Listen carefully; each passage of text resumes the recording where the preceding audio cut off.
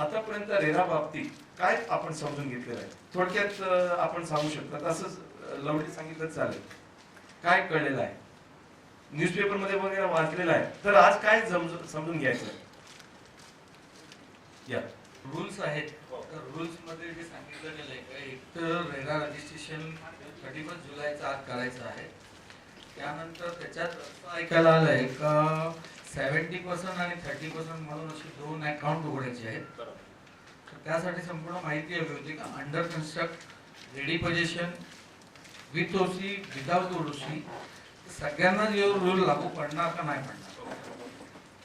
पहिला प्रश्न आहे की रजिस्ट्रेशन कोणाकोणाला करावं लागतं, बरोबर आहे.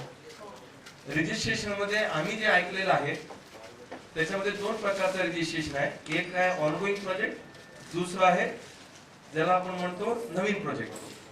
ऑनगोइंग प्रोजेक्ट त्याला मुदत दिलेलं आहे 31 जुलै पर्यंत. जो रजिस्ट्रेशन है, रजिस्ट्रेशन का मतलब क्या है, पहला उधर से शुरुआत करते हैं. रियल एस्टेट प्रोजेक्ट में रजिस्ट्रेशन करना है. रजिस्ट्रेशन का मतलब क्या है, ये पहला चीज है, बराबर है. वो रजिस्ट्रेशन बिल्डर का होता है या वो प्रोजेक्ट का होता है, किसका रजिस्ट्रेशन होता है, और रजिस्ट्रेशन भी किस तरह से करना है, रजिस्ट्रेशन किसके पास करना है, कैसे करना है, और रजिस्ट्रेशन का कालावधि क्या है, बराबर है. ऑनगोइंग प्रोजेक्ट का कालावधि 31 जुलाई है. नया प्रोजेक्ट को जब जब करना है तब करो, लेकिन उसमें क्या क्या कागज पत्र लगता है, किस तरह से करना है, बराबर ना. ये एक. और कोई सवाल, व्हाट इज प्रोजेक्ट, प्रोजेक्ट का डेफिनेशन क्या है, प्रोजेक्ट का व्याख्या क्या है, प्रोजेक्ट का मतलब क्या है. हमने सुना कि प्रोजेक्ट का मतलब पूरी कॉम्प्लेक्स का होता है, या एक बिल्डिंग का होता है, या एक फ्लोर का होता है, या एक फ्लैट का होता है. एग्जैक्टली प्रोजेक्ट का मतलब क्या है, बराबर ना. ये दूसरा सवाल है. और कस्टमर से पेमेंट कितना ले सकते हैं मिनिमम आप लिख रहे हैं, एज पर रेरा. कस्टमर से कितना पैसा ले सकते हैं, क्या हम 100% ले सकते हैं, 25% ले सकते हैं, 50% ले सकते हैं. एग्रीमेंट कब करना पड़ता है, बराबर ना. अगर एग्रीमेंट नहीं किया तो क्या होगा, एग्रीमेंट किया तो क्या होगा, एग्रीमेंट किस तरह से करना है, एग्रीमेंट को क्या रजिस्ट्रेशन करना पड़ेगा या अलॉटमेंट लेटर चलेगा, बराबर ना. तो कितना अमाउंट हम कस्टमर से ले सकते हैं. Which act to be followed if there is a conflict between the 2 acts? Any of the, मतलब RERA and any other like MOFA or any other acts. Real estate को लेकर कितना कायदा महाराष्ट्र में प्रचलित है या हिंदुस्तान में प्रचलित है, और उसमें यदि कॉन्फ्लिक्ट है, अभी बहुत सारा कायदा प्रचलित है. आपको मैं बताऊं, ट्रांसफर ऑफ प्रॉपर्टी एक्ट है, Maharashtra regional town planning act 1966 है, उसके बाद डेवलपमेंट कंट्रोल रूल्स है, उसके बाद आपका रजिस्ट्रेशन एक्ट है, स्टैंप एक्ट है, इनकम टैक्स है, आपका यूएनसी तो निकल गया, और भी बहुत सारा कायदा, जैसे कि महाराष्ट्र लैंड रेवेन्यू कोड है, जमीन को संबंधित, बिल्डिंग को संबंधित कॉन्ट्रैक्ट एक्ट है, बराबर ना. बहुत सारा कायदा है. तो ये रेरा और नया कायदा है. तो मोफा भी है, महाराष्ट्र अपार्टमेंट एक्ट भी है, कोऑपरेटिव सोसाइटी एक्ट भी है, तो स्लम एक्ट है, Maharashtra area and development act, माड़ा जो बोलते हैं वो एक्ट है, सिडको है, अलग अलग कायदा है. तो इतना सब कायदा एक डेवलपमेंट को लेकर है. तो यदि कोई भी किधर भी कोई फर्क पड़ता है तो उसमें क्या होगा, और रेरा इसमें क्या भूमिका निभाएगी, बराबर ना. सोसाइटी फॉर्मेशन का प्रोसेस वगैरह कैसे चेंज हुआ है, क्या हुआ? क्या हमने सुना कि ये रेरा आने के बाद सोसाइटी पहले बनती है. पहला तो हमने सुना था सोसाइटी ताबा देने के बाद, उसी आने के बाद बनता है. ये तो सुना कि हम एग्रीमेंट करने के पहले ही सोसाइटी बनता है. ये सोसाइटी कब बनती है, क्यों बनती है, उनका काम क्या रहेगा, क्या वो हमारा कंस्ट्रक्शन में इंटरफियर करेगा, कि सोसाइटी का भूमिका क्या रहेगा, कब बनेगा, बराबर ना. यस, और कोई सवाल. जो बिल्डिंग को ओसी आ गया है उसको अंडर कंस्ट्रक्शन रेरा रजिस्ट्रेशन करना जरूरी है. जिसका ओसी आया, क्या रजिस्ट्रेशन जरूरी है. एज पर रेरा सब पूरा प्रोसीजर फॉलो करने के बाद उसका इफेक्ट कहाँ तक लागू रहेगा. जैसे अभी बोले 5 वर्ष तक उसका ये है, उसको सर्विस देना है, तो आफ्टर 5 इयर्स तक वो चालू रहेगा या उसके पहले खत्म. Escrow account, deposit and withdrawal mechanism exactly कैसे वर्क आउट होता है इन डिटेल. एस्क्रो अकाउंट का जो सामने होता, बराबर ना, अमाउंट कैसा होगा, क्या होगा, उसका वापरेंगे कैसे, 70% पैसे जो कस्टमर्स में आता है वो अलग अलग अकाउंट में रखना है, उसका किस तरह से ऑपरेशन करना है। जैसे कि आपने पूछा, जो इन्होंने जो सवाल किया, रेरा में ऐसे एक प्रावधान है कि दावा देने के 5 साल तक यदि कोई भी कंस्ट्रक्शन में कोई डिफेक्ट आता है, कोई भी कंस्ट्रक्शन में डिफेक्ट आते है, उसका पूरी जिम्मेदारी किसका है? बिल्डर का है। यदि वो पूरी जिम्मेदारी बिल्डर का है उसका देखभाल करने का, तो क्या क्या देखभाल करना चाहिए? पहली बात, क्या रोज का झाड़ू भी उनको मारना है क्या 5 साल तक, या सिर्फ लीकेज को देखना है? क्या क्या उसका रूल है?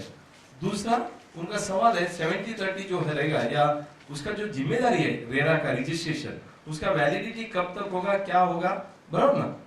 और कोई सवाल 70% का तो मैंने बता दिया। यस, And project complete हो चुका है, 100% work completion है, but OC pending है. Okay So how does it work? Okay, मेरा प्रोजेक्ट कंप्लीट है, लोगों को मैंने दावा भी दिया, उधर हाउसिंग सोसाइटी भी बन गया, लोग रहने को भी आ गए, ठीक है ना? 2 साल 3 साल 10 साल हो गया, कई सोसाइटी हमने कन्विंस भी दिया, लेकिन वो सी नहीं है।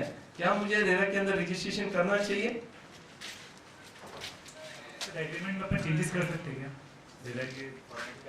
देखिए, रेरा ने फॉर्मेट दिया एग्रीमेंट करने का जो कस्टमर से, उसमें क्या हम कोई बदल कर सकते हैं? ये बदल करता है तो किधर किधर बदल सकते हैं, क्या क्या हम बदल कर पाते हैं? उसमें कुछ ना कुछ तो फिक्स रहेगा, वो कौन सा फिक्स रहेगा, कौन सा बदल कर सकते हैं? And JV के scenario में या फिर मतलब land owner का liability of क्या क्या है?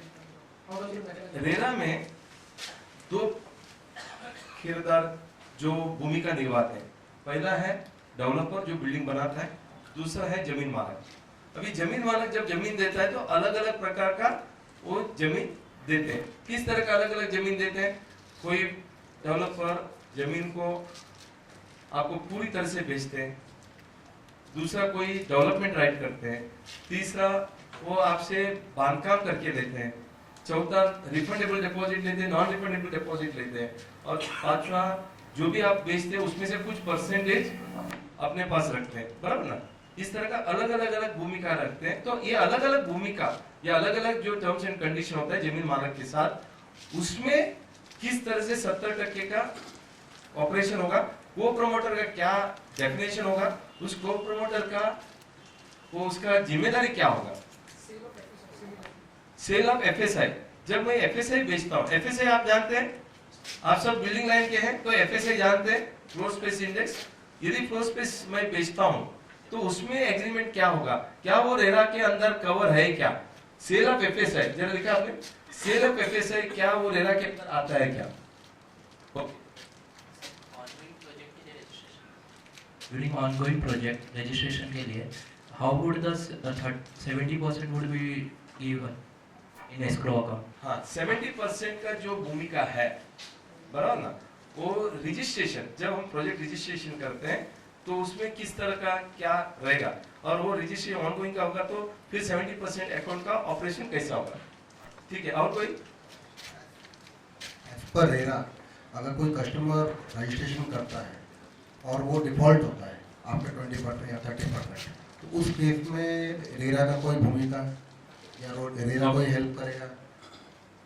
ध्यान में है, यदि कैन कस्टमर आई पेमेंट नहीं कैंसिल देता, the property also? Customer payment करता है तो क्या हम उनका एग्रीमेंट कैंसिल कर पाएंगे, अटैच कर पाएंगे, क्या कर पाएंगे, बराबर ना? और कोई सवाल? हाँ, अगर 30% तक रजिस्ट्रेशन नहीं होता है ऑनगोइंग प्रोजेक्ट का, हाँ। तो उसके पेनल्टी या कंप्लायंसेस बाद में करने का क्या? सवाल है, यदि मैं 30 जुलाई, लास्ट डेट है 30 जुलाई, यदि मैं 30 जुलाई तक प्रोजेक्ट को रजिस्ट्रेशन नहीं करता हूँ, एप्लीकेशन नहीं करता हूँ, तो मेरे ऊपर क्या पेनल्टी लगेगी?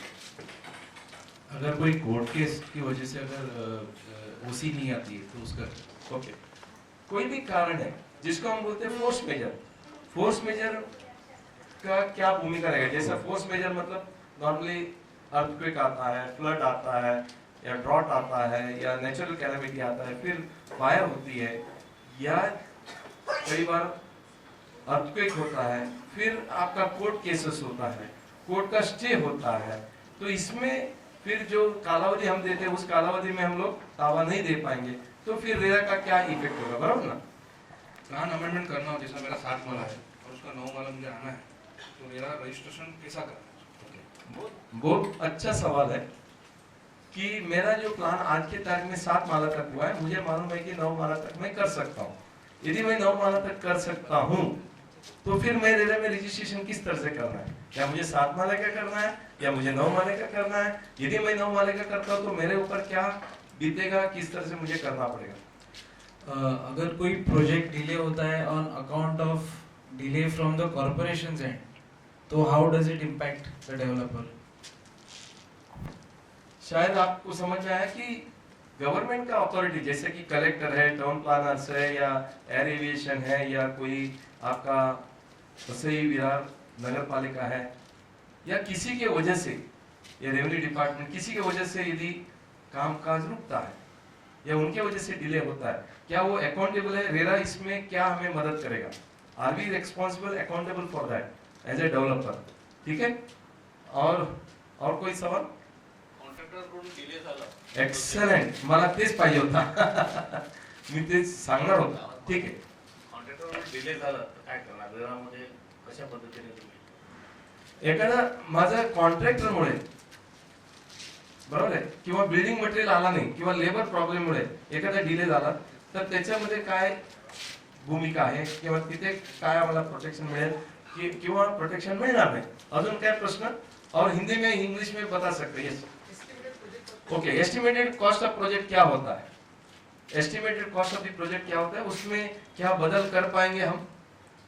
ब्रोकर्स और उनका अगर जिनसे जो सेल करने वाले हैं वो रजिस्टर्ड होना जरूरी है, मतलब बिल्डर को देखना है कि वो रजिस्टर्ड है या it is brokers liability. Okay, क्या बिल्डर अनरजिस्टर्ड ब्रोकर के साथ माल बेच सकते हैं?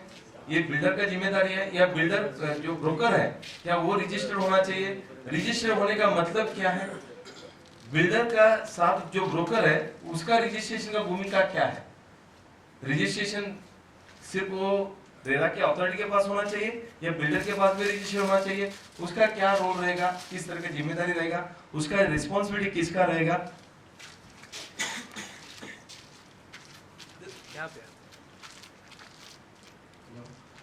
अगर समझो हमने प्रोजेक्ट रजिस्टर नहीं किया है और मुझे अग्रीमेंट अभी कोई करना है, 31 के पहले करेंगे समझो रजिस्ट्रेशन, पर अभी भी करना है तो एग्रीमेंट मेरा ऑनगोइंग प्रोजेक्ट है, एग्रीमेंट मैं अभी कर सकता हूँ क्या बिना रेरा रजिस्ट्रेशन?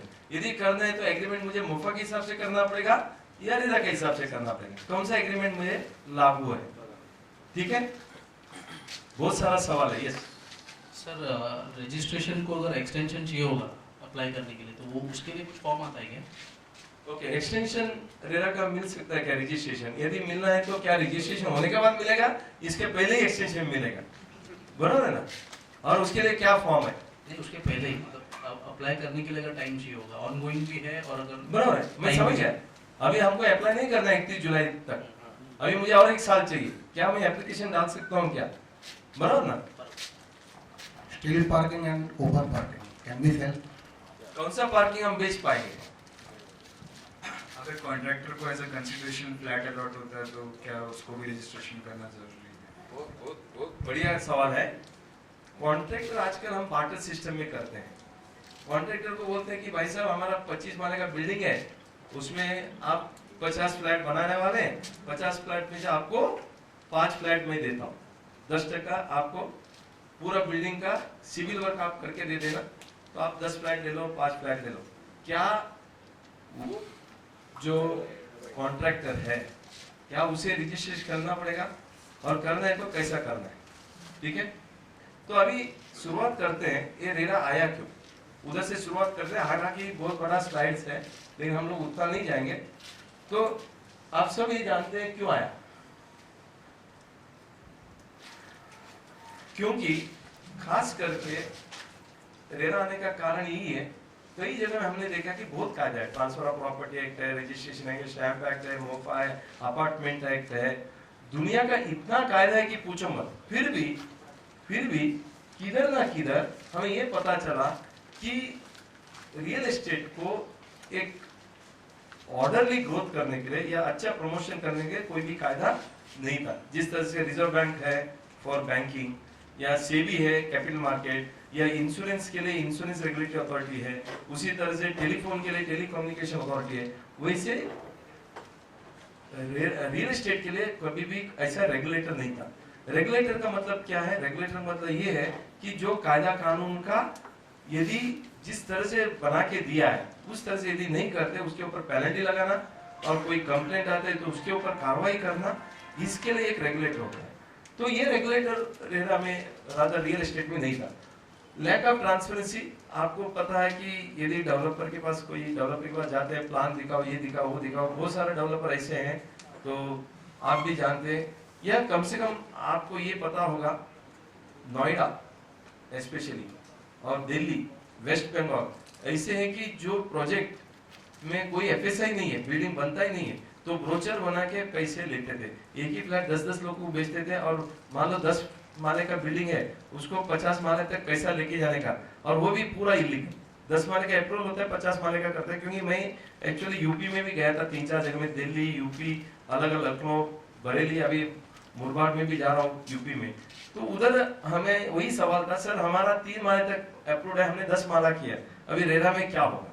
तो इस तरह का जो गलत काम किया है वो कई लोगों ने, तो ये गड़बड़ है। और no proper information, redressal system नहीं है, पोजीशन टाइम में नहीं दिया जाता है, ओसी नहीं है, डिमांड एडिशनल अमाउंट कैश में मांगा जाता है, सोसाइटी बना के नहीं देते, कन्वेंस नहीं देते, एम्यूनिटीज जो प्रॉमिस करते हैं वो नहीं मिलता है, और पार्किंग ओपन स्पेस बेचा जाता है, जबकि सुप्रीम कोर्ट ने भी बताया था नहीं बेच सकते। फिर कई जगह में फ्रॉड, चीटिंग वगैरह होता है।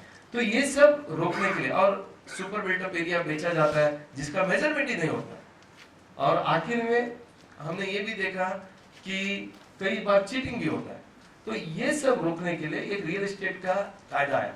अभी वर्ड यूज किया रियल एस्टेट, वर्ड यूज किया रियल एस्टेट, ये फ्लैट नहीं बताया। इसका मतलब ये जो रियल एस्टेट है वो 2016 से शुरू हुआ, और आप देखेंगे ये सेंट्रल कायदा है, और इसका मूलभूत उद्देश्य है कस्टमर को प्रोटेक्ट करना, और रियल एस्टेट को जो बेचा जाता है उसको रजिस्टर करना, वो रजिस्टर करने के बाद एजेंट को रजिस्टर करना, उसको मॉनिटर करना, सुपरवाइज करना, और आखिर में एक authority, real estate regulatory authority बनाना, एपलेट ट्रिब्यूनल बनाना और एजुडिकेटिंग ऑफिसर अपॉइंट करना। इस तरह से पूरी जो रियल एस्टेट का जो व्यवहार है उसको नियंत्रण करने के लिए ये कायदा बनाया गया है। और आखिर में ये रिट्रोस्पेक्टिव के प्रोस्पेक्टिव है। सवाल आता है, ये हमेशा प्रोस्पेक्टिव है, जब भी कोई नया कायदा आता है तो हमेशा ये प्रोस्पेक्टिव है। मगर सवाल आता है, यदि ये प्रोस्पेक्टिव कब से लागू है? 1 मई 2017, द कट ऑफ डेट 1 मई 2017 को ये कायदा लागू है। मान लीजिए 1 मई 2017 को कायदा लागू है, फिर ये ऑनगोइंग प्रोजेक्ट को क्यों लागू करना चाहिए? यदि ये नया कायदा कब चालू होता है? 1 मई 2017 से।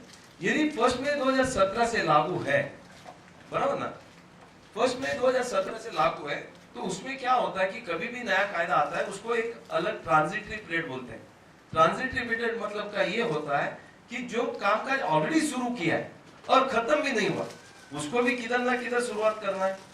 यदि उसको शुरुआत नहीं करते तो वो भी गलत होगा। इसके लिए 1 मई 2017 को ये लागू किया गया। जब लागू किया तो उन्होंने ये बताया कि नया प्रोजेक्ट को तो लागू होगा ही, और जो ऑनगोइंग प्रोजेक्ट है जिसको हम बोलते हैं ऑनगोइंग प्रोजेक्ट है। ऑनगोइंग का प्रोजेक्ट का मतलब क्या है? Let us understand. ऑनगोइंग का प्रोजेक्ट मतलब आप भी जानते हैं, ऑनगोइंग प्रोजेक्ट मतलब जिसका बांधकाम पूरा हुआ नहीं। जिसका बांधकाम पूरा नहीं हुआ है मतलब क्या है? जिसको जिस तरह से परमिशन दिया है वो परमिशन के हिसाब से बांधकाम पूरा नहीं हुआ। ये नहीं कि बांधकाम पूरा हुआ है, बांधकाम पूरा हुआ है, लेकिन जो डेवलपमेंट कंट्रोल डीसीआर जो बोलते हैं, डेवलपमेंट कंट्रोल रूल, जो लोकल जिसका नियम के हिसाब से बिल्डिंग बनाया जाता है, वो बिल्डिंग का नियम के हिसाब से यदि बिल्डिंग कंप्लीट नहीं है, बराबर ना, वो ऑनगोइंग प्रोजेक्ट है। इसका मतलब जिसका ऑक्यूपेशन सर्टिफिकेट नहीं आया, जिसका ओसी नहीं आया, उसको हम लोग, ओसी कब आता है? ओसी का मतलब ये है जो Maharashtra regional town planning act 1966 जो महाराष्ट्र का कायदा है, जिसका अंतर्गत अलग अलग म्युनिसिपल कॉर्पोरेशन को ये बताया जाता है कि आप अपना एरिया में प्लान बना के दे दो। प्लान बना के देने के बाद उस प्लान के हिसाब से बिल्डिंग सही ढंग से खत्म हुआ है, वो म्युनिसिपल कॉर्पोरेशन वाले आते हैं और देखते हैं, देख के क्या करते हैं, वो ऑक्यूपेशन का सर्टिफिकेट इश्यू करते हैं। ऑक्यूपेशन सर्टिफिकेट इश्यू करने के बाद ही वो बिल्डिंग को पूरा हुआ ऐसा माना जाता है। और जब तक ओसी इश्यू नहीं होता है, इसका मतलब बांधकाम जो अप्रूव्ड प्लान है उसके हिसाब से हुआ नहीं है, या उसके हिसाब से वो प्लान अभी भी कंप्लीट नहीं है, बिल्डिंग कंप्लीट नहीं है। Are you with me?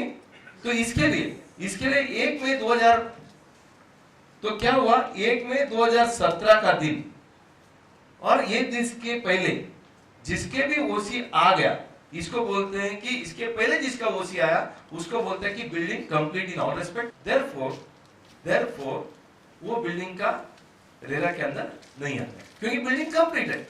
Building कैसे कंप्लीट है? 1 मई 2017 का पहले यदि वो बिल्डिंग कंप्लीट है, वो रेरा के अंदर नहीं आता, नया कायदा के हिसाब से नहीं आता है। यदि उसका ओसी नहीं आया, जिसका ओसी नहीं आया 1 मई 2017, बराबर ना, उसको ऑनगोइंग प्रोजेक्ट माना जाता है, क्योंकि उसका पूरी बांधकाम जिस तरह से डेवलपमेंट प्लान के हिसाब से प्लान पास हुआ है, डेवलपमेंट कंट्रोल रूल से प्लान पास हुआ है, उस हिसाब से बिल्डिंग कंप्लीट नहीं हुआ। आइदर आपने ज्यादा बांधकाम किया या कम बांधकाम किया, या उसको इलीगल किया, या जो सुविधा आपको बोला था, जो कंडीशन बोलता वो कंडीशन आपने कंप्लीट नहीं किया, इसके लिए आपको ऑक्यूपेशन सर्टिफिकेट दिया नहीं। ऑक्यूपेशन का सर्टिफिकेट मतलब क्या है? म्युनिसिपल कॉर्पोरेशन आपको ये बताता है, वो बिल्डर को बताता है कि आपका बिल्डिंग प्लान के हिसाब से हुआ है, अभी लोग उसमें रहने को जा सकते हैं। तो जब तक वो सर्टिफिकेट नहीं आते, लोग रहने को भी नहीं जा सकते हैं। यदि जाते तो इलीगल ऑक्यूपेशन होता है। और दूसरा, जब तक ऑक्यूपेशन सर्टिफिकेट नहीं है, इसका मतलब बिल्डिंग पूरी तरह से कंप्लीट नहीं है, इसके लिए उसको ऑनगोइंग प्रोजेक्ट बताया जाता है। इसके 1 मई 2017 का दिन जितने भी बिल्डिंग का ओसी नहीं है, उनको रेरा के दायरे में रजिस्ट्रेशन करना है। कुछ सवाल था? अगर ओसी 31 जुलाई के पहले आ गया, सवाल बहुत अच्छा है। देखिए, जो ऑनगोइंग प्रोजेक्ट है, नया प्रोजेक्ट को क्या किया, 1 मई 2017 के बाद जो भी नया प्रोजेक्ट, नया प्लान होता है, जो बेचने के पहले उनको रेरा के अंदर रजिस्टर होना है। और जो ऑनगोइंग प्रोजेक्ट है, जिन्होंने ऑलरेडी व्यवहार किया है और करने वाले हैं, तो उनको नॉर्मली मुदत देना चाहिए। उसके लिए उनको 3 महीने का मुदत दिया है रजिस्ट्रेशन करने के लिए। रजिस्ट्रेशन करने के लिए टाइम दिया है 30 जुलाई 2017, 90 दिन का टाइम उनको दिया है, ताकि 90 दिन के अंदर आप इसको रजिस्टर कर दो। अभी सवाल आता है कि 90 दिन के अंदर मैंने मान लो ओसी ले लिया, बिल्डिंग कंप्लीट हो गया, मुझे मुदत दिया, उसके अंदर ही मैंने बिल्डिंग को कंप्लीट कर लिया, ओसी ले लिया, क्या मुझे रेरा के अंदर रजिस्ट्रेशन करना चाहिए कि नहीं करना चाहिए?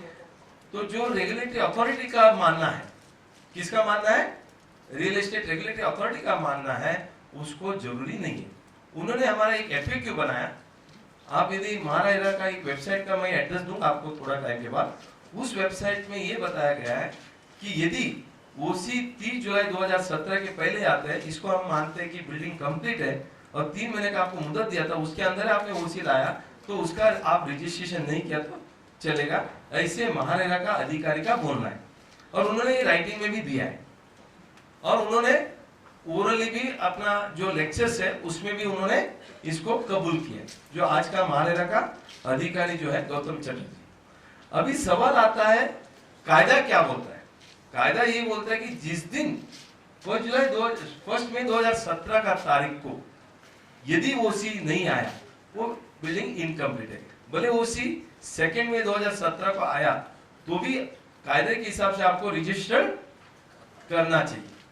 लेकिन हमारे महाराष्ट्र का जो रूल है या अधिकारी है, जब वो ओपनली बोल रहे हैं, राइटिंग में बोल रहे हैं, तो आप इसको मानकर यदि रजिस्ट्रेशन नहीं करते, तो मुझे लगता है कि कोई दिक्कत नहीं है, क्योंकि उन्होंने ऑलरेडी बोल दिया है। लेकिन कोई कंप्लेंट होता है तो फिर आप उसको FAQ दिखा सकते हैं, कर सकते हैं, शायद तभी वो बोलेगा कि ठीक है। क्योंकि रियल एस्टेट रेगुलेटरी अथॉरिटी बोलो या एपीलेट ट्रिब्यूनल बोलो या मैटर हाईकोर्ट में जा सकता है, सब लोग क्या देखेंगे? वो ये देखेंगे कि कायदा क्या है। कायदा क्या बोलता है? कायदा ये बोलता है 1 मई 2017 को कायदा लागू हुआ, उस दिन जिसका ओसी नहीं है उसको 3 महीने का मुदत दिया जाता है रजिस्ट्रेशन करने का। ये नहीं बताया कि 3 महीने के अंदर यदि ओसी लाते हो आपको रजिस्ट्रेशन करने का जरूरी नहीं, ऐसा नहीं बता रहे, ये बता रहे कि 3 महीने के अंदर आपको रजिस्टर करना है जिसका ओसी नहीं है। लेकिन हमारा रेगुलेटरी अथॉरिटी क्या बोल रहा है महाराष्ट्र का, यदि आप उसके अंदर ओसी लाते हो तो मेरे पास मत आओ, आपने बिल्डिंग कंप्लीट किया, मैं उसको छुटकारा देता हूं ताकि आपका ओल्ड प्रोजेक्ट करके मैं छोड़ देता हूं। ये उनका भूमिका है। Architect has a right to issue those. देखिए किसको किसको अधिकार है, जो अधिकार प्लान पास करने का अधिकार किसको है, प्लान पास करने का अधिकार किसको है, कॉर्पोरेशन को है, जिसको हम बोलते हैं कि रेरा के अंदर competent authority, municipal officer, town planning, इसको हम बोलते हैं, या सिडको पहले का था, जहां जहां प्लानिंग एरिया, नवी मुंबई में सिडको है और वसे में भी पहला सिडको थे, या माड़ा है, कई बार एसआर है। जो प्लानिंग अथॉरिटी है, जो प्लान मंजूरी करता है, वही आदमी आपको ओसी दे सकता है। यदि म्युनिसिपल कॉर्पोरेशन बोलती है कि आर्किटेक्ट ओसी दे सकता है तो फिर दे सकता है। रेरा ये नहीं बता रहा है, रेरा ये बता रहा है कि एज पर दी कॉम्पिटेंट अथॉरिटी का नियम, एज पर दी डेवलपमेंट कंट्रोल रूल, यदि ओसी जिसको इश्यू करना है वो इश्यू करता है तो चलेगा। लेकिन आपको भी पता है, मुझे भी मालूम है, महाराष्ट्र में ज्यादातर म्युनिसिपल कॉर्पोरेशन ही ओसी इश्यू करती है, तो आर्किटेक्ट का ओसी नहीं चलता। लेकिन सवाल ये उठता है, क्या आर्किटेक्ट का सर्टिफिकेट, म्युनिसिपल कॉर्पोरेशन का सर्टिफिकेट लेने के बाद क्या मुझे आर्किटेक्ट का दोबारा सर्टिफिकेट लेना पड़ेगा कि building all in all respect complete? Answer is yes. Municipal corporation का लेने के बावजूद जो आर्किटेक्ट आपका प्लान पास करता है, जिनको आपने म्युनिसिपल कॉर्पोरेशन में उनको आपने अधिकृत किया, जिसको अथॉरिटी दिया प्लान पास करने का, उनका भी सर्टिफिकेट आपको लेना पड़ेगा। वो आर्किटेक्ट अपना लेटरेट में लिख के देगा, एक नमूना दिया है फॉर्म नंबर 4, वो फॉर्म नंबर 4 के हिसाब से वो सर्टिफिकेट देना चाहिए म्युनिसिपल कॉर्पोरेशन में ये तारीख को ओसी इश्यू किया है और वो हिसाब से बिल्डिंग कंप्लीट है। अभी आप बोलेंगे कि ये क्यों?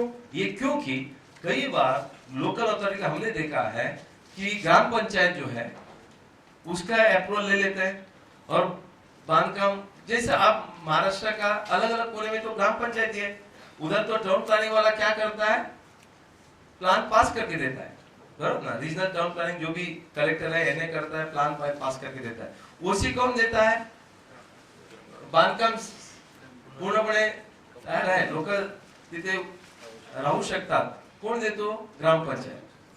तर आता आर्किटेक्ट का काम आता है। अभी आर्किटेक्ट को बोलना है ग्राम पंचायत क्या एज पर दी डेवलपमेंट कंट्रोल रूल या एज पर दी महाराष्ट्र रीजनल टाउन प्लानिंग, क्या ग्राम पंचायत को अधिकार है ओसी देने का? बिल्कुल नहीं।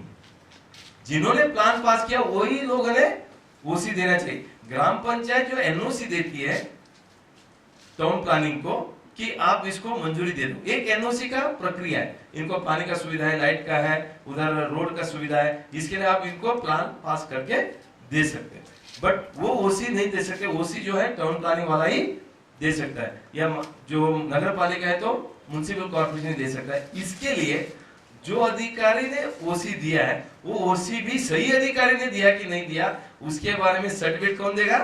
आर्किटेक्ट देगा। यदि आर्किटेक्ट ने कोई गलत काम किया तो आर्किटेक्ट फिर मरेगा, क्योंकि बिल्डर भी बोलेगा मुझे क्या मालूम, ग्राम पंचायत को ज्यादा मालूम होना चाहिए था, बिल्डिंग कंप्लीशन नहीं देना चाहिए था, लेकिन उधर प्रोफेशनल को बीच में डाला है। इसके लिए बैंक में जो 70% पैसे डालते हैं आप तब तक नहीं निकाल सकते जब तक बिल्डिंग कंप्लीशन सर्टिफिकेट आर्किटेक्ट लिख के नहीं देता है, कायदे के हिसाब से हुआ है। इसके लिए फॉर्म नंबर 4 भी उसमें मेंशन किया है। तो इसके लिए आपका जो सवाल है आर्किटेक्ट का सर्टिफिकेट चाहिए, यस चाहिए, लेकिन कब चाहिए? वो म्युनिसिपैलिटी ने या टाउन प्लानिंग ने कंप्लीशन सर्टिफिकेट देने के बाद, उसके पहले लेगा तो कोई मतलब नहीं। यस हमारी जो बिल्डिंग है उसका कंस्ट्रक्ट 100% कंप्लीट हो चुका है, हमारे आर्किटेक्ट ने इसको वेरीफाई किया है और उसी के लिए पुटअप भी हमारे आर्किटेक्ट ने किया है। लेकिन कॉर्पोरेशन की तरफ से जैसे हमारे वसई विरार है, वसई विरार में लास्ट 6 मंथ से मुझे पता है तब तक बहुत कम प्रोजेक्ट को, शायद किसी प्रोजेक्ट को ओसी मिली ही नहीं है। मेरा ये एक प्रोजेक्ट है जो लास्ट नवंबर दिसंबर से 100% कंप्लीशन में है, लेकिन कॉरपोरेशन की तरफ से फायर ऑफिसर्स या समथिंग अथॉरिटीज की वजह से वो मुझे उसी नहीं दे सक रहे, लेकिन मेरी बिल्डिंग 100% कंप्लीट है। आपका भले बिल्डिंग कंप्लीट है, जब तक कॉम्पिटेंट अथॉरिटी जो म्युनिसिपल कॉर्पोरेशन ओसी इश्यू नहीं करता है तब तक वो बिल्डिंग अधूरा है कायदा का नजर में।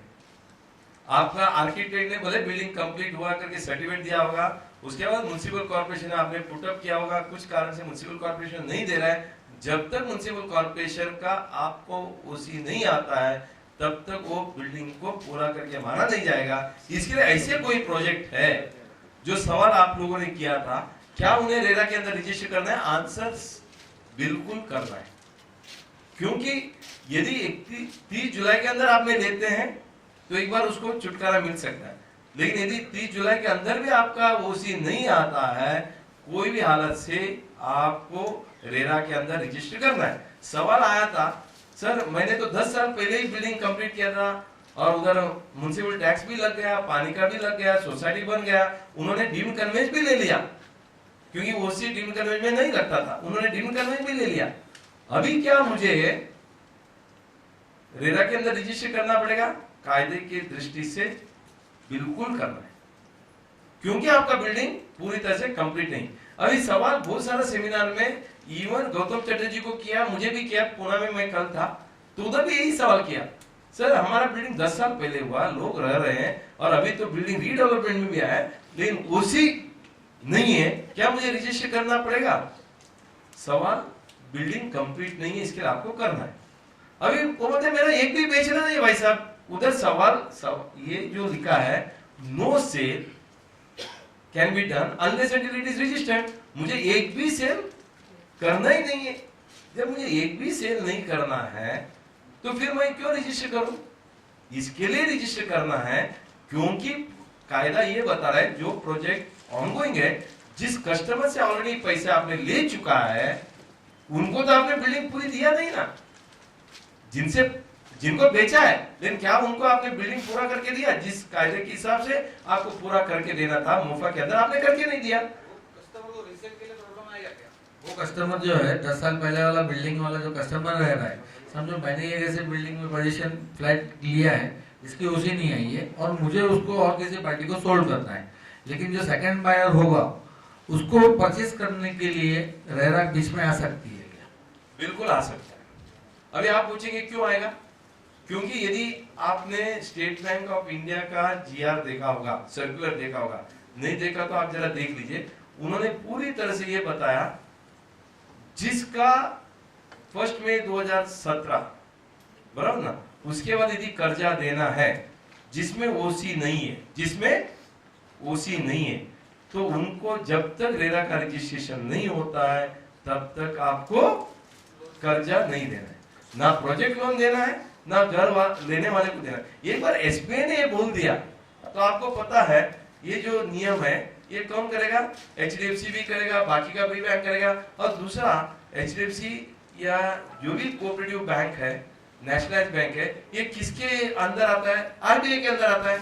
आरबीआई भी एक रूल निकालेगा, क्योंकि एसबीआई जो है एक नेशनलाइज बैंक है, उसी तरह से गवर्नमेंट बैंक है, उसी तरह से रिजर्व बैंक एक निकाल देगा कि सर्कुलर पूरे जितने भी कोऑपरेटिव बैंक है, प्राइवेट बैंक है, नेशनलाइज बैंक है और हाउसिंग फाइनेंस कंपनी है, नॉन बैंकिंग फाइनेंस कंपनी है, यदि कर्जा देना चाहती है, यदि रेरा रजिस्ट्रेशन नहीं है तो नहीं देना है। तभी क्या होगा? मैं ये नहीं बोलता हूं उनको बिल्कुल बेच नहीं सकता है, बेच पाएंगे, लेकिन आज उनको मान लीजिए वैसे जैसे जगह में 5,000 का भाव मिलता होगा, यदि रेरा रजिस्ट्रेशन है और सही ढंग से ओसी है, यदि रेरा रजिस्ट्रेशन नहीं है, ओसी नहीं है, हो सकता है उनको 3,000 का भाव मिलेगा। 20%, 30%, 40% भाव कम हो सकता है, क्योंकि लेने वाला आज झोपड़ा भी बिकता है। विदाउट बैंक लोन शायद मैं 100% पेमेंट करके खरीदूं तो मेरा रजिस्ट्रेशन हो सकता है क्या? रीसेल का रजिस्ट्रेशन होगा, नया बिल्डर का भी रजिस्ट्रेशन होगा, क्योंकि रजिस्ट्रार ये नहीं देखता है आपका बिल्डिंग लीगल है कि इलीगल है। रजिस्ट्रार ये नहीं देखता है कि कौन बेच रहा है, कौन ले रहा है। यदि आपका फ्लैट है, मैं कल बेच सकता हूं, क्योंकि गवर्नमेंट को क्या चाहिए, स्टैंप ड्यूटी चाहिए और रजिस्ट्रेशन फी आना चाहिए, जो बेचने वाला और लेने वाला दोनों उधर सामने होना चाहिए, उनका फोटो लिया जाता है, उसका केवाईसी लिया जाता है, 2 विटनेस लिया जाता है। कल कुछ भी हुआ रजिस्टर क्या बोलेगा कि मुझे क्या मालूम, इसके लिए फ्रॉड वगैरह होता था। लेकिन हो सकता है थोड़ा दिन के बाद वो भी पूछेंगे, रजिस्ट्रार भी पूछेंगे, लेकिन आज के तारीख में ऐसे कोई प्रावधान नहीं है कि रजिस्ट्रार ये सब पूछ सकता है। लेकिन रजिस्ट्रेशन तो हो जाएगा, लेकिन बेचना मुश्किल होगा।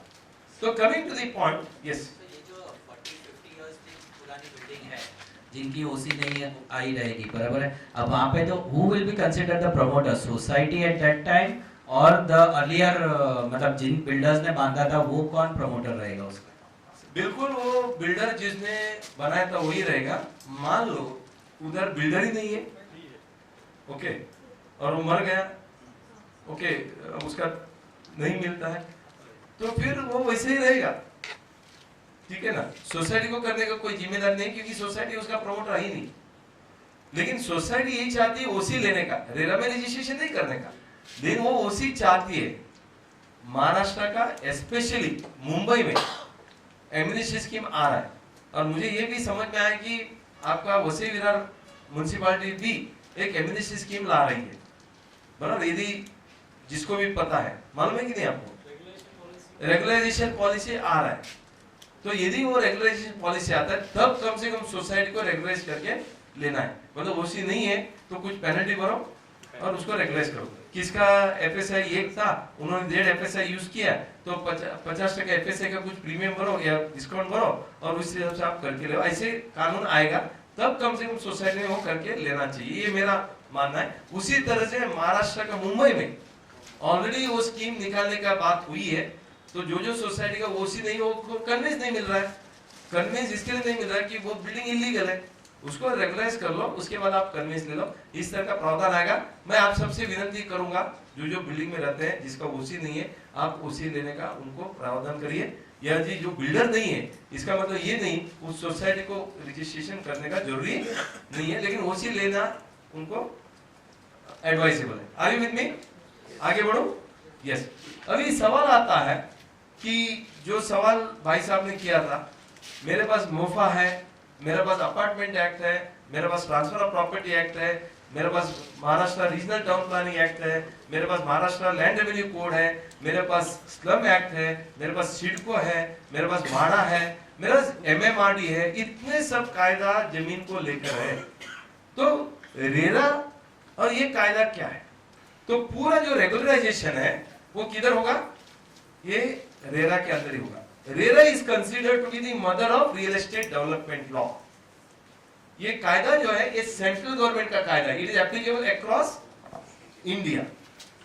तो जितने भी हमने अभी तक बात किया, मोफा हमने बात किया, ट्रांसफर ऑफ प्रॉपर्टी एक्ट भी सेंट्रल एक्ट है, कॉन्ट्रैक्ट एक्ट भी सेंट्रल एक्ट है, रजिस्ट्रेशन एक्ट भी सेंट्रल गवर्नमेंट का है, स्टैंप एक्ट जो है स्टेट गवर्नमेंट का है, तो रजिस्ट्रेशन एक्ट भी सेंट्रल गवर्नमेंट का है।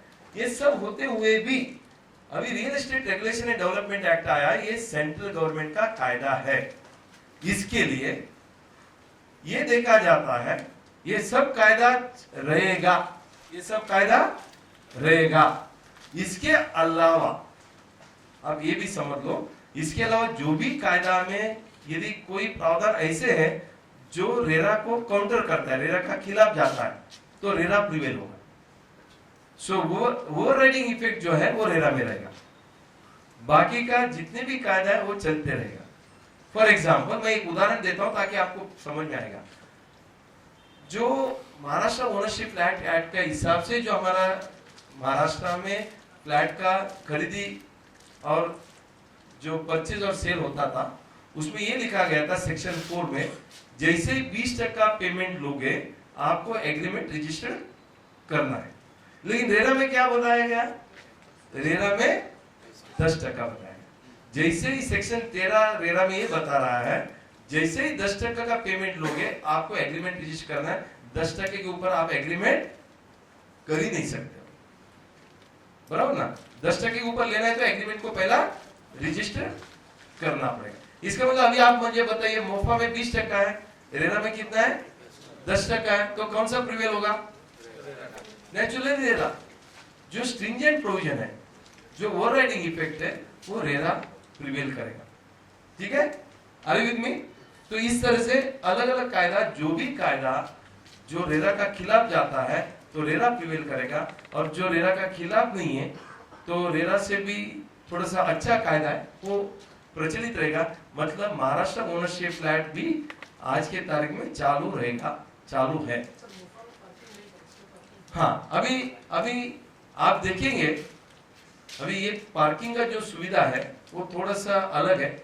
आप देखेंगे मोफा में पार्किंग आप बेच नहीं सकते, बराबर ना? रेरा में भी सेंट्रल एक्ट बोल रहा है कि पार्किंग आप बेच नहीं सकते, सिर्फ गैरेज बेच सकते, पार्किंग नहीं बेच सकते। ठीक है ना? आप देखेंगे, चाहे तो मैं आपको बता दूं, कॉमन एरिया में क्या लिखा है? Basement and parking. उसको कॉमन एरिया का डेफिनेशन में डाला है। Parking, open car parking and basement. Basement मतलब क्या है? पार्किंग का ही रहेगा ना, उधर ओपन कार पार्किंग लिखा है। तो कवर्ड कार पार्किंग का कोई व्याख्या नहीं था।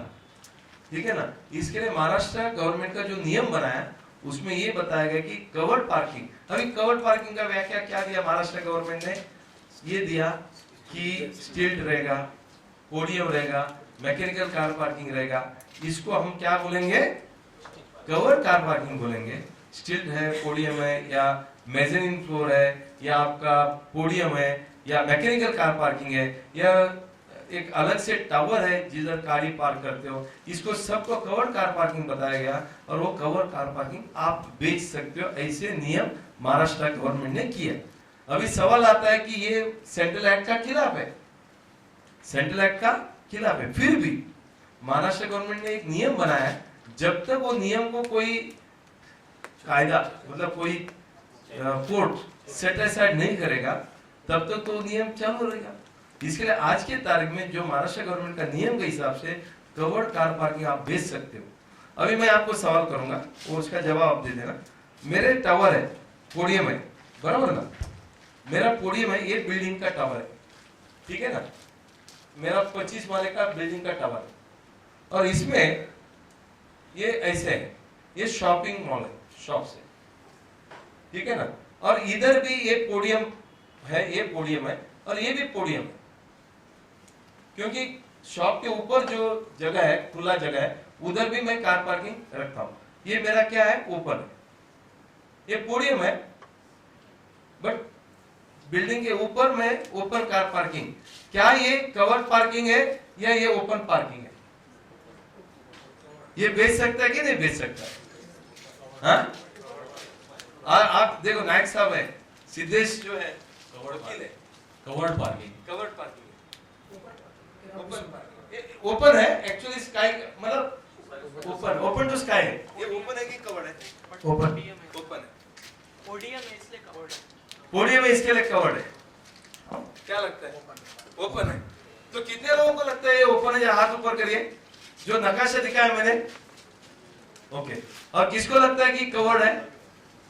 ज्यादा कवर्ड है क्योंकि क्या है, आपका जो व्याख्या दिया है महाराष्ट्र गवर्नमेंट ने कवर्ड पार्किंग का, वो व्याख्या में उन्होंने ये बताया है कि जो भी पोडियम पार्किंग है, बराबर है, मैकेनिकल पार्किंग है, उसको कवर्ड पार्किंग माना जाएगा। क्योंकि ये पोडियम के अंदर है तो इसके लिए इसको कवर्ड पार्किंग माना जाएगा। So this is not actually covered parking.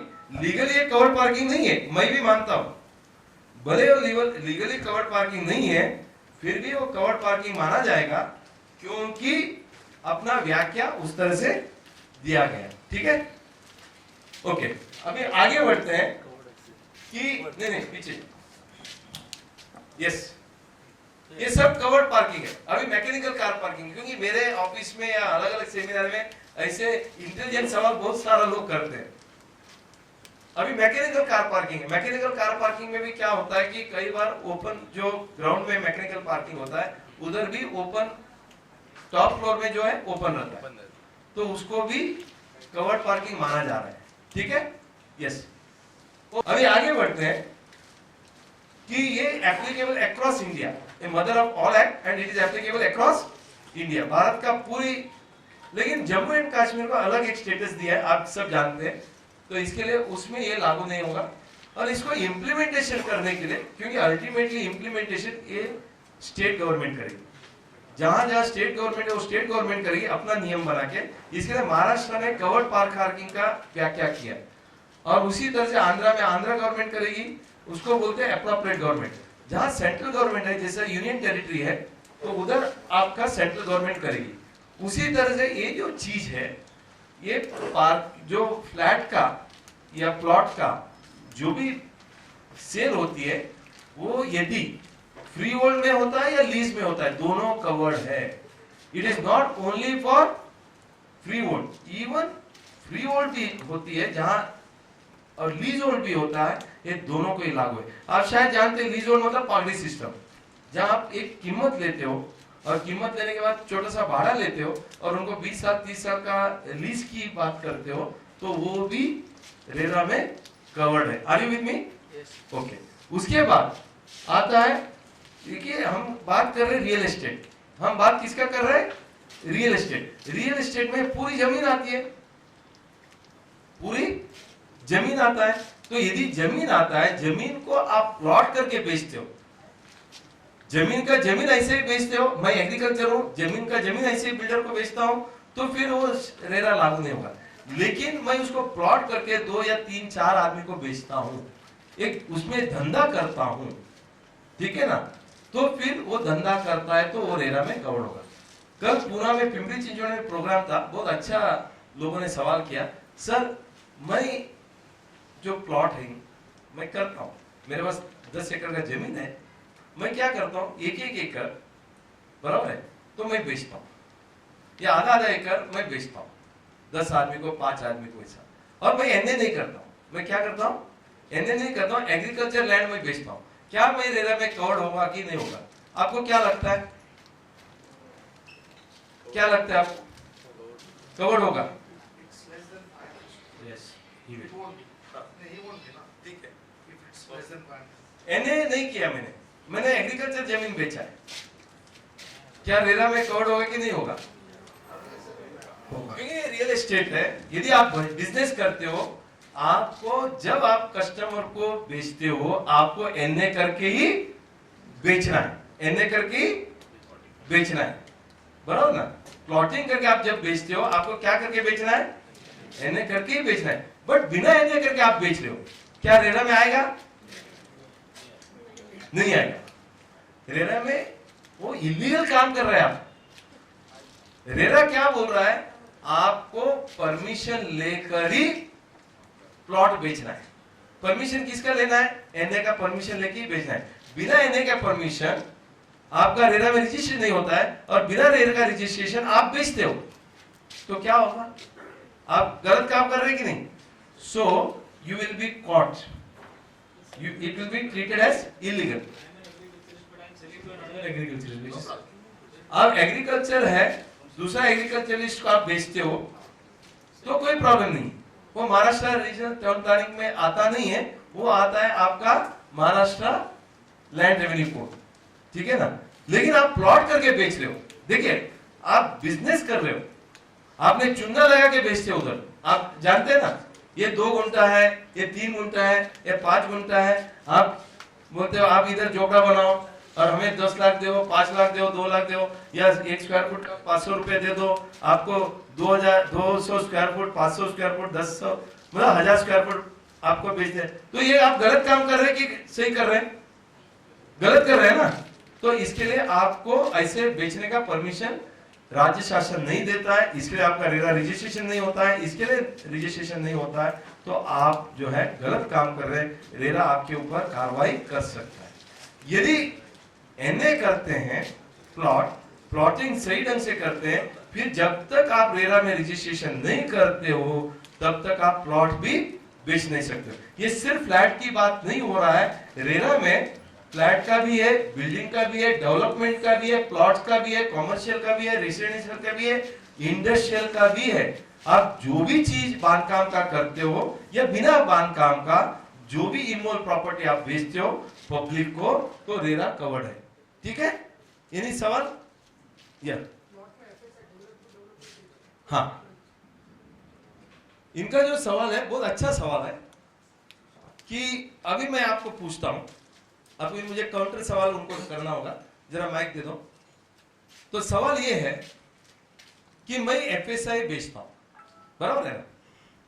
अभी एफएसआई दो प्रकार का एफएसआई होता है, वो भी आपको समझ जाए। यदि आपको ये दो समझ में आ गया तो आसान। एक 2 मिनट। दो प्रकार का एफएसआई होता है। एक एफएसआई होता है कैसा, मान लो मेरा जमीन है, जमीन के अंदर थोड़ा सा रोड कटिंग में जाता है, 2000 स्क्वायर मीटर का रोड कटिंग में जाता है।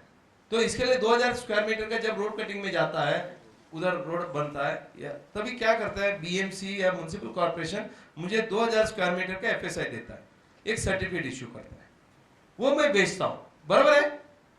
दूसरा एक है, ये मेरा प्लॉट है, ये जो प्लॉट में मेरा 5000 स्क्वायर मीटर का प्लॉट है, ये 5000 स्क्वायर मीटर में मुझे 50,000 स्क्वायर फुट का एफएसआई मिलता है, स्क्वायर फीट, बराबर है ना? अभी मैं क्या करता हूं, ये 50,000 स्क्वायर फुट में 10,000 का 5 बिल्डिंग बनता है। ये प्लॉट के अंदर मैं क्या कर सकता हूं, 10,000 स्क्वायर फुट का 5 बिल्डिंग बना सकता हूं, बिल्डिंग 1 2 3 4 5, बराबर है। तो अभी बिल्डिंग 2 है, 3 है, 4 है, 5 है, ये 5 बिल्डिंग 10,000 स्क्वायर फुट का मैं बना सकता हूं, ये 50,000 स्क्वायर फीट का जो जमीन में। अभी सवाल आता है कि मैं अभी 10,000 स्क्वायर फुट का एफएसआई बेचता हूं, वो एफएसआई का बांधकाम किधर होगा, इस प्लॉट के अंदर ही होगा, सही है। ये दो प्रकार की एफएसआई होती है। जो पहला एफएसआई जो बेचा जाता है, जिसमें हम जमीन की जिक्र ही नहीं कर रहे हो, इसके लिए क्या होता है, ट्रांसफरेबल है और ये मूवेबल है। ये ट्रांसफरेबल है, मूवेबल है। ये ट्रांसफरेबल है, मूवेबल है, कोई भी जमीन के ऊपर आप कर सकते हो। एज पर द स्लम का टीडीआर है, अलग अलग टीडीआर है। मुंबई में डेवलपमेंट कंट्रोलर में आपको अलग अलग टीडीआर, ठीक है ना, स्लम टीडीआर, स्लम डेवलपमेंट करके आपको एफएसआई मिलता है तो स्लम टीडीआर बताया जाता है। और यदि आप जिसको हम बोलते हैं कि हेरिटेज स्ट्रक्चर है, उसके ऊपर बांधकाम हो सकता है, और हेरिटेज स्ट्रक्चर गवर्नमेंट लेती है और फिर आपको एफएसआई देता है, उसको हेरिटेज टीडीआर बताया जाता है। तो ऐसे जो टीडीआर है, ठीक है ना, ये टीडीआर है।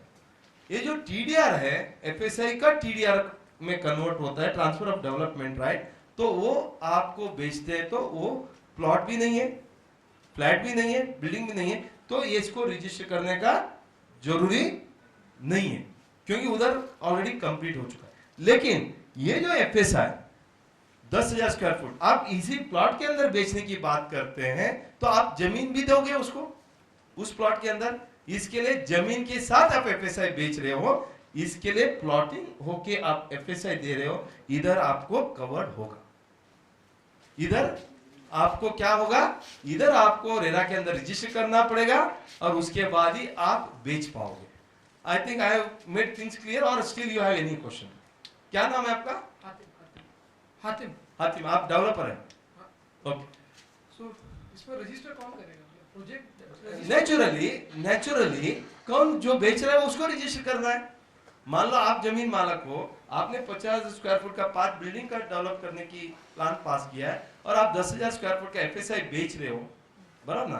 तो आपको बेचने के पहले ही हमने 50,000 स्क्वायर फुट का 5 बिल्डिंग है और इस हिसाब से मैं बेच रहा हूं करके आपको रजिस्टर करना है, पहली बात। उसके बाद मान लो आपने सिद्धेश जी को बेचा है, सिद्धेश जी 10,000 स्क्वायर फुट का बनाएंगे और उसमें 500 फुट का कितना फ्लैट बनाएंगे, 20 फ्लैट बनाएंगे, और 20 फ्लैट का एक बिल्डिंग बनाएंगे, वो भी दूसरे को बेचेंगे, तब इनका नाम भी ये अलग से रजिस्टर करेंगे। For the sale of flat आप रजिस्टर करेंगे सेल ऑफ प्लॉट। जो प्लॉट बेचता है एफएसआई के साथ जमीन बेचता है, वो as a plot seller register करेगा, और जो सिद्धेश जी जो नया परचेजर है, जो बिल्डिंग बनाता है, वो क्या करेगा, फ्लैट बेचने के लिए अपना रजिस्टर करेगा। यस, एफएसआई सेल ऑफ होगा, हाँ, उसका सेल्स प्रोसीड्स का कुछ रिस्ट्रिक्शन आएगा 30-70? बिल्कुल आएगा। तो कब तक रहेगा ये रिस्ट्रिक्शन? तो डेवलपर समझो 10 साल तक बनाएगा, मैंने तो आज एफएसआई बेच दिया। नहीं, देखिए, आपने अपना प्लॉट बेचा, उसके साथ एफएसआई बेचा, उसका एग्रीमेंट में आपने यदि कोई कॉमन एम्यूनिटीज बोला है, यदि वो कंप्लीशन उस टाइम में हो जाता है, फिर आपका 70-30 का एंड। ये जरा आपको अच्छे तरह से समझाऊंगा। देखिए 70-30 का जो फॉर्मूला है, 70-30 का जो फॉर्मूला है, सबको मालूम है 70-30 का फॉर्मूला? जरा मैं समझाने का कोशिश करूंगा। हाँ, ये थोड़ा सा मैं समझाने का कोशिश करूंगा, फिर आगे बढ़ते हैं। अभी हम इतना देखते हैं क्या वो रेरा में कवर्ड है कि नहीं। 70-30 का बाद में मैं लेता हूं, क्योंकि उसका थोड़ा सा मुझे एक्सप्लेन बाद में करने दो। Are you with me now? ठीक है, वो मैं लेता हूं, लेकिन ये रेरा में कवर्ड है कि नहीं? रेरा में कवर्ड है। क्यों कवर्ड है? क्योंकि आप प्लॉट बेच रहे हो, लेकिन जो टीडीआर बेचते हो तो वो टीडीआर आपको रेरा में नहीं आएगा। Is it clear now? इतना समझ में आएगा तो आगे का हम देखेंगे कि आगे का क्या व्याख्या है। चलो आगे बढ़ते हैं। तो लीज होल्ड और फ्री होल्ड में हो सकता है। अभी सवाल आता है कि अपार्टमेंट का क्या व्याख्या है। अपार्टमेंट हमको मालूम है कि फ्लैट, अपार्टमेंट मतलब एक बिल्डिंग भी हो सकता है, अपार्टमेंट मतलब शॉप भी हो सकता है, गैराज भी हो सकता है, बंगलो भी हो सकता है। अपार्टमेंट का even a part of the structure is also an apartment. बराबर? एक मिनट, ये परमानेंट मार्कर है, परमानेंट, शायद परमानेंट मार्कर है, परमानेंट मार्कर है ना? अभी आगे बढ़ते हैं। अपार्टमेंट का व्याख्या जो कायदा में दिया है उसका मतलब है शॉप है, रेसिडेंशियल है, गैराज है। Even garage is an apartment. उसी तरह से बंगलो है, इंडस्ट्रियल गाला है, ऑफिस है, डेवलप्ड प्लॉट है, एनी एरिया कंस्ट्रक्टेड और टू बी कंस्ट्रक्टेड। जो एरिया कंस्ट्रक्शन भी करना है उसको भी आपने बांधा नहीं है, लेकिन बांधने वाले ऐसा प्रॉमिस करेंगे। यदि एनए हुआ नहीं लेकिन हम एनए करके आपको देंगे, तो ये भी अपार्टमेंट में व्याख्या में आता है। आगे बढ़ते हैं। एग्रीड और एग्रीड टू। अभी देखिए सवाल उठाया था मोफा और रेरा में क्या फर्क है। रेरा और मोफा में क्या फर्क है हम देखेंगे कि रेरा में प्रमोटर का व्याख्या, सॉरी मोफा में प्रमोटर का व्याख्या दिया था। प्रमोटर का व्याख्या ये दिया था, उधर जो बिल्डिंग बनाता है वो प्रमोटर है। मान लीजिए आपने एफएसआई बेचा, प्लॉट भी दिया बांधने के लिए, लेकिन सिद्धे जी बिल्डर है, तो उधर प्रमोटर ये थे। आपको प्रमोटर का व्याख्या में नहीं आता था। जो भी एग्रीमेंट है ये खुद बनाते थे, रजिस्टर होता था, आपको सिर्फ कन्विंस करने के लिए बुलाते थे।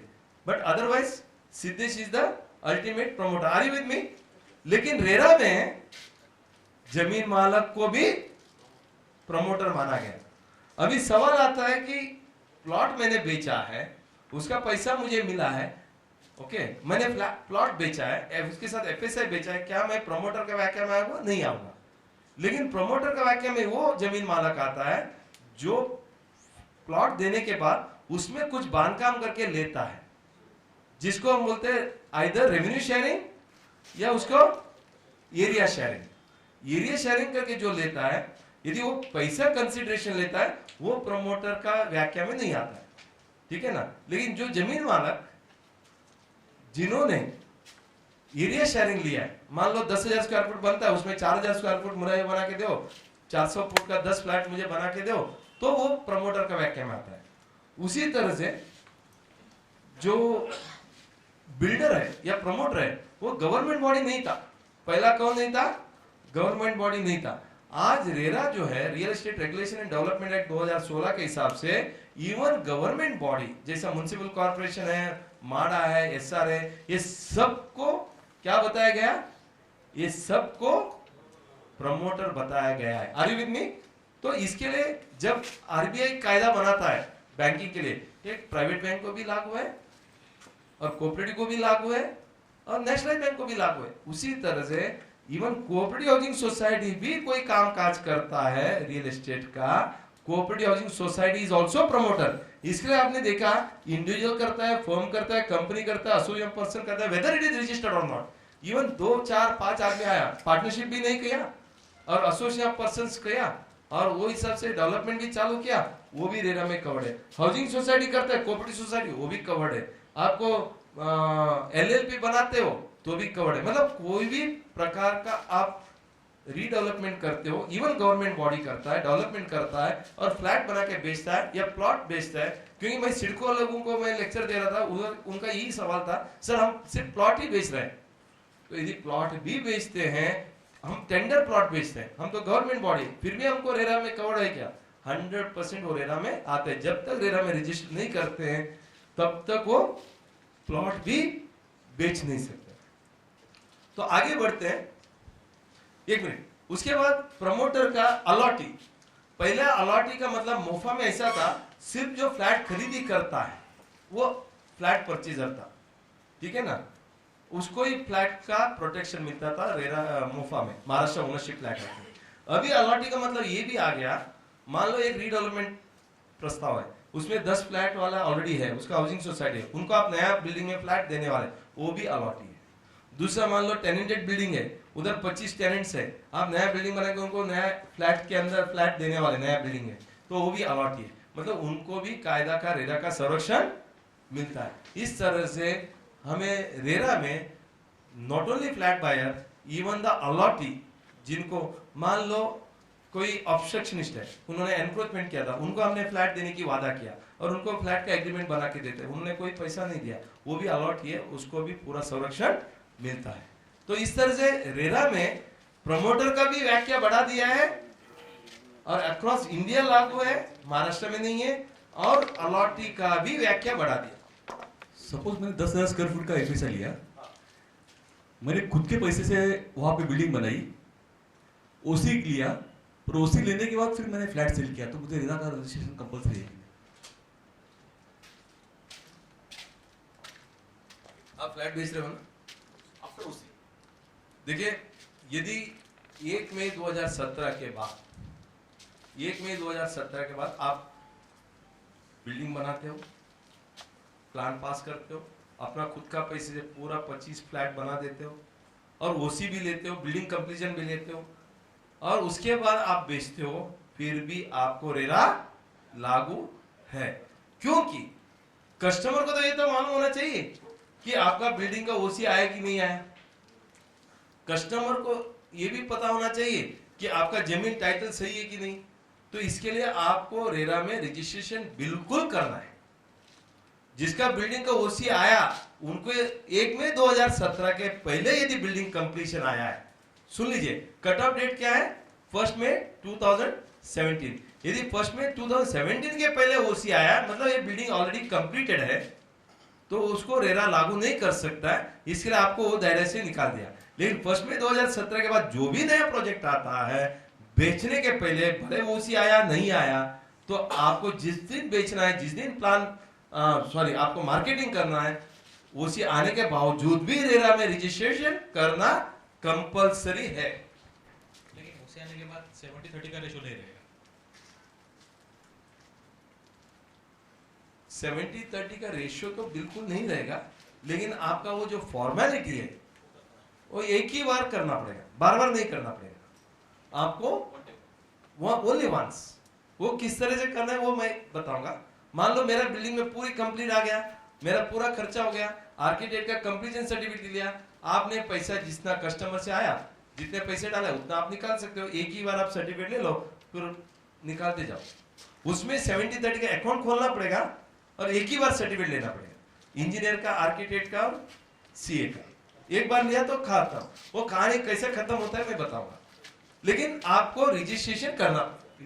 आपका तो रेरा में किसी तरह का लिमिटेशन है, इतना स्क्वायर फीट तक हम लोग बना सकते हैं, उसके बाद हमको रेरा का रजिस्ट्रेशन में जरूरत नहीं पड़ेगा। हाँ, वो एग्जाम्पशन क्या है मैं थोड़ा आगे आता हूँ। 9,000 स्क्वायर, नहीं ठीक है ना, मैं आता हूँ। कितना तक आपको रजिस्ट्रेशन करना जरूरी है, कितना तक नहीं चाहिए, वो भी मैं आंसर दूंगा, क्योंकि अगला स्लाइड में उनका एक क्वेश्चन में जो पहला क्वेश्चन किया था उसमें addition so that others also will be aware कि बिल्डिंग पूरा बना दिया है, कंस्ट्रक्शन पूरा हो गया, अपने पैसेस किए, ओसी दिया है, तो registration provisions is not applicable. I just thought if you can throw highlight on that, बाकी सब प्रोविजन फिर भी एप्लीकेबल हो। मतलब मैं फर्स्ट मे के बाद एप्लीकेशन कर रहा हूँ, तो I thought if you can throw light on that as well. ठीक है, वो थोड़ा सा बाद में बताऊंगा। उनका सवाल ये था कि वो जब रजिस्ट्रेशन की प्रावधान आएगा तब मैं बताऊंगा। आपका सवाल का जवाब आ गया? इनका सवाल का जवाब और आपका जो सवाल है वो दोनों को कमेंट करके मैं बाद में बताऊं। अभी तक तो क्लियर है? ओके। अभी मोफा और रेरा में और क्या फर्क है? मोफा और रेरा में और एक फर्क है, वो है रेरा में रियल एस्टेट एजेंट को रजिस्टर करना चाहिए, मोफा में ये नहीं था। महाराष्ट्र ओनरशिप फ्लैट एक्ट में ये जरूरी नहीं था। दूसरा, कॉन्ट्रैक्टर का नाम महाराष्ट्र ओनरशिप फ्लैट एक्ट में देने का जरूरी नहीं था। अभी आपको रेरा में आपका हर प्रोजेक्ट को रजिस्टर करना है, रजिस्टर करते टाइम आपको कॉन्ट्रैक्टर का भी नाम देना है और आर्किटेक्ट का भी नाम देना है। आर्किटेक्ट के साथ आपको एग्रीमेंट भी करना है, इंजीनियर का भी नाम देना है, एड्रेस देना है और उसके साथ भी आपको एग्रीमेंट करना है। ये जो प्रावधान जो है वो मोफा में नहीं था, अभी रेरा में। सो इन एडिशन टू आप डेवलपर का नाम, एड्रेस, फोटो के साथ कॉन्ट्रैक्टर का, आर्किटेक्ट का और इंजीनियर का भी नाम और एड्रेस देना कंपलसरी, उनके साथ एग्रीमेंट करके वो कॉपी भी आपके पास रखना चाहिए। तो इस तरह से तो रेरा आप देखेंगे across India real estate including plotting, और उसके बाद आपको लैंड ओनर में व्याख्या बढ़ा दिया, अलॉटी का व्याख्या बढ़ा दिया और आपको ये सब डिस्क्लोजर करना है।